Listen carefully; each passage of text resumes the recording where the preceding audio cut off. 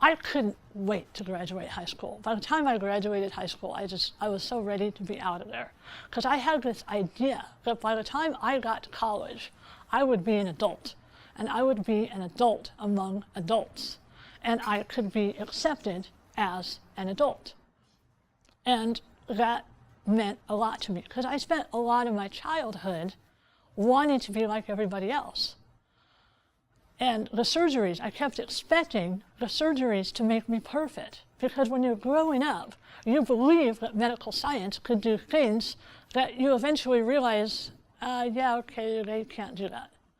Even face transplants. I've seen face transplants all over the news and social media.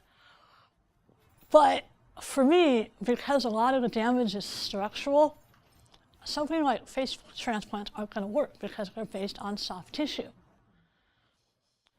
So I've had to kind of come to realize that it was only going to get so much better. And I had my last reconstructive surgery in college, and it did not go very well. I woke up in intensive care with tubes down my throat. They basically had to undo all the stuff that they'd done. They'd done a fatty tissue transplant to try to build out this part of my cheek.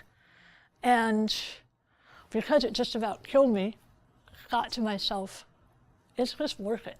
I came to realize I was only going to get so much better in my appearance. I was never going to look perfect. And it was to the point where kids were still going to stare at me.